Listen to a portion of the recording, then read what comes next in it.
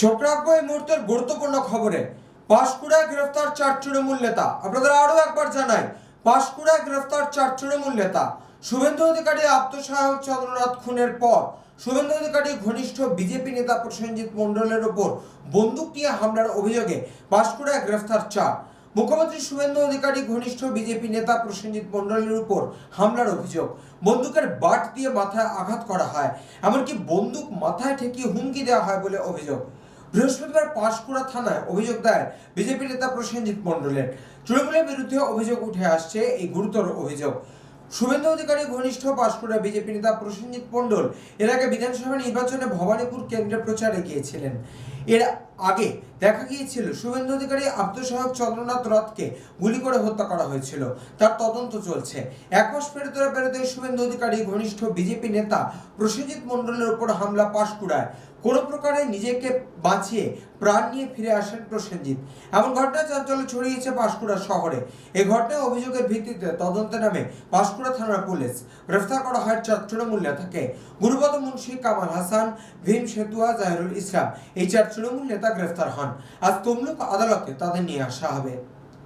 পাঁশকুড়া থেকে সৌম্যজিৎ চট্টোপাধ্যায়ের report, channel 24/7।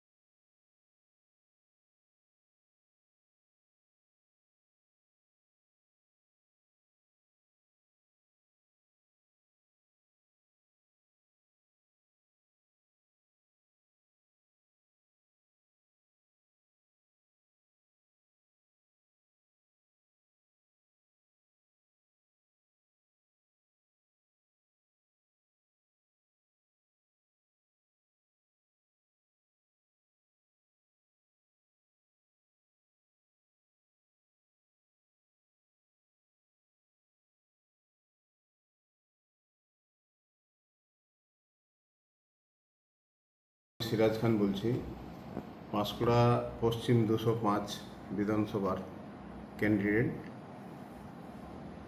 Trinamool Congress. আজকে ভোটের রাজনীতিতে হার জিত আছে। জনগণ যা রায় দিয়েছে আমি মেনে নিয়েছি।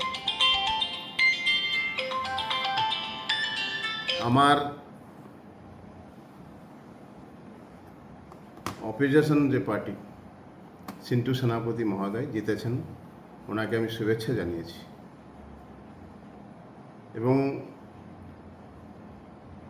আমি চাই না কোনোদিন কেউ অশান্তির মধ্যে থাকুক, কেন আমাদের রাজনীতিতে জিত হার আছে। জনগণ যা রায় দিয়েছে মাথা পেতে নিয়েছি, কিন্তু আমি